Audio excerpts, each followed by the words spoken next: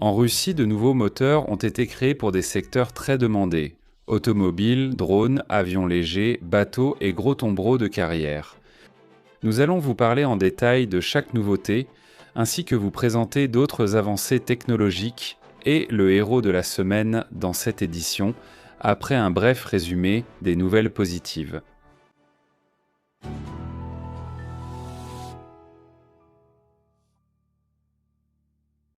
De nouveaux lots de chasseurs multifonctions, Su-30 SM-2 et de chasseurs bombardiers. Su-34 ont été livrés aux forces armées. Au chantier naval de l'Amirauté à Saint-Pétersbourg, un grand chalutier congélateur, le capitaine Ipatov du projet ST-192 a été mis à l'eau. Dans la région de Leningrad, un navire de patrouille du projet 0550 a été mis sur cale. Dans la région de Kaliningrad, le petit chalutier Sener Boleslav du projet 17 Seiner Balsamine a été mis à l'eau. À Moscou, la première production industrielle de modules d'affichage à cristaux liquides en Russie et la production en série de transceivers optiques ont été lancées. À l'usine de forge Kamazé, la production de vilebrequins pour moteurs automobiles, basée sur les modèles du groupe Chery, a commencé. Dans l'Oural, le plus grand centre de traitement de données a été inauguré. À Tyumen, la production de transformation des métaux a été étendue, dans la région de Toula. La production de produits d'hygiène a été étendue en Russie.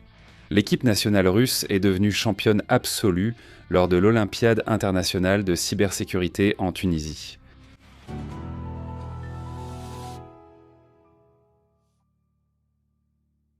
Cette semaine a été riche en actualités sur la construction de moteurs. Il n'y a rien de très surprenant à cela, car ces 5 dernières années, l'industrie russe a travaillé assidûment à la création de moteurs, notamment dans les domaines où nous dépendions de manière critique des importations. Nous avons déjà parlé à plusieurs reprises des moteurs d'aviation des gammes PD et VK. Aujourd'hui, nous allons vous présenter des développements totalement nouveaux. La première, c'est un moteur à combustion interne pour automobiles du centre Nami, ce même développeur qui a créé Horus. Bien qu'il soit souvent critiqué pour son côté luxueux, il a été annoncé dès le début qu'il ne s'agissait pas simplement d'une voiture chère, mais aussi d'une plateforme pour tester des solutions qui seraient ensuite appliquées à d'autres projets. Le résultat de ce travail est présenté ici. Le nouveau moteur, turbo 4 cylindres, Nami 4100, 4320 est en fait la moitié du moteur, V8 4,4 d'origine d'Horus. Sa cylindrée est de 2,2 litres Thor. Il est indiqué qu'il est équipé d'une injection multipoint, mais la conception permet l'installation d'un système d'alimentation avec injection directe ou combinée. La chemise de refroidissement du bloc cylindre de type fermé assure une rigidité maximale du bloc et améliore l'étanchéité du joint de culasse. Le moteur est destiné aux voitures particulières et aux véhicules utilitaires légers, y compris les hybrides. Des négociations sont déjà en cours avec le groupe Solers et Gaz pour la fourniture, donc à l'avenir, nous pourrions le voir, par exemple, dans les modèles renouvelés de Lada ou de Volga. Le deuxième groupe motopropulseur a reçu l'indice Nami 4123 300 SU. Il s'agit d'une version marine du moteur turbo d'origine d'Horus. Il est destiné à être installé sur des bateaux rapides à coque planante d'un poids total allant jusqu'à 3 tonnes. Il a une puissance de base de 300 chevaux et peut être utilisé sur des bateaux de sauvetage, de patrouille ou de passagers, couvrant ainsi une niche dans laquelle nous n'avions pas d'analogues nationaux depuis longtemps. Voici comment le développement d'Horus commence à porter ses fruits dans d'autres domaines, et ce n'est que le début.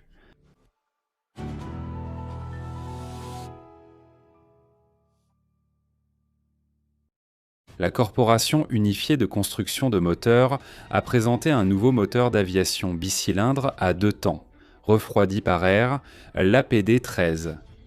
Avec un poids de 3,4 kg et des dimensions relativement compactes, il développe une puissance de 13 chevaux et une cylindrée de 130 cm3.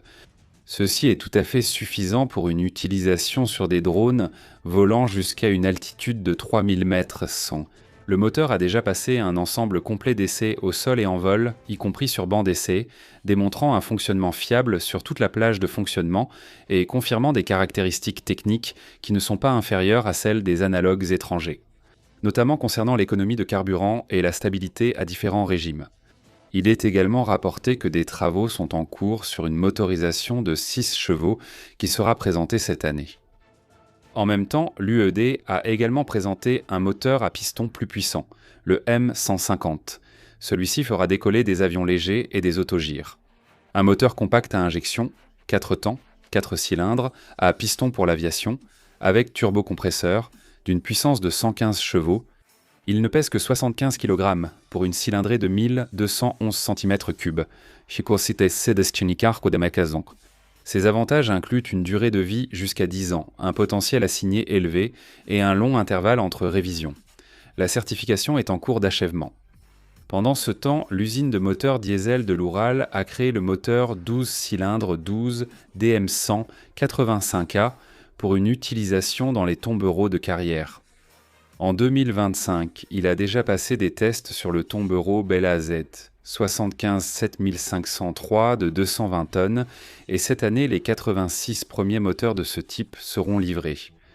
Le moteur développe une puissance significative malgré ses dimensions réduites, tout en étant économique, mais surtout, il ne dépend pas des importations. Système de gestion et de diagnostic, microprocesseurs intelligents, équipement d'alimentation en carburant, filtre à huile auto-nettoyant, pompe à eau et à huile, installation d'une suralimentation biétagée. Tout est fabriqué en Russie, tandis que les chemises, les segments, les refroidisseurs et certains autres composants sont fournis par la Biélorussie. Le moteur trouvera des applications non seulement dans les avions et les tombereaux, mais aussi dans les équipements maritimes et les centrales électriques conteneurisées. Voilà comment une seule semaine nous a offert d'un coup 5 nouveaux groupes motopropulseurs dans des secteurs très demandés. Mais il faut se rappeler que derrière tout cela, il y a des années de travail acharné des ingénieurs et concepteurs russes. Nous leur souhaitons une mise en œuvre réussie et un développement continu. Abordons d'autres nouvelles intéressantes.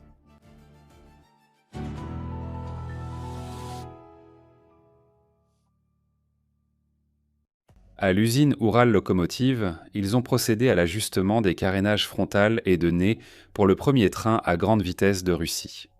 Le module de nez protège le dispositif d'attelage automatique de la neige, de la glace, de la poussière et de la saleté qui arrivent à grande vitesse en sens inverse. Il est fabriqué à partir d'éléments polymères et métalliques, comprenant des cadres statiques et mobiles, un mécanisme d'entraînement et des panneaux décoratifs. C'est de lui que dépendent non seulement la protection, mais aussi les caractéristiques aérodynamiques du train, le niveau de bruit et la consommation d'électricité. Parallèlement, la société métallurgique unifiée a commencé à fournir des roues de ferroviaire spéciales. Ce sont les premières roues du pays conçues pour fonctionner à une vitesse allant jusqu'à 400 km/h. Le lot initial de 2000 unités a déjà été certifié et expédié aux clients. Comme vous pouvez le voir, le projet de la première ligne à grande vitesse et de son matériel roulant progresse, même si les médias n'en parlent pas souvent. Une autre preuve de l'ampleur du projet fut l'arrivée inattendue à Khabarovsk d'un avion gros porteur expérimental, l'Il-96 à fuselage large. Il est arrivé pour effectuer des essais en vol avec l'Il-96-300. Bien que nous ne doutions pas que le travail sur l'Il-96-400M se poursuivait, il n'y avait pas eu d'annonce officielle à ce sujet depuis longtemps. Il est dès maintenant dit que de nouveaux équipements de bord et des systèmes modernisés sont en cours de test. Apparemment, le remplacement des composants importés a entraîné un retard temporaire. Mais à Sakhaline, un événement fondamentalement nouveau s'est produit. Le premier vol officiel d'un drone avec une personne à bord. Un tel appareil peut être utilisé aussi bien en mode sans pilote qu'en mode piloté. Il peut rester en l'air jusqu'à 25 minutes avec une seule charge, atteignant une vitesse de 50 km/h et le système de navigation par satellite permet de suivre des itinéraires prédéfinis.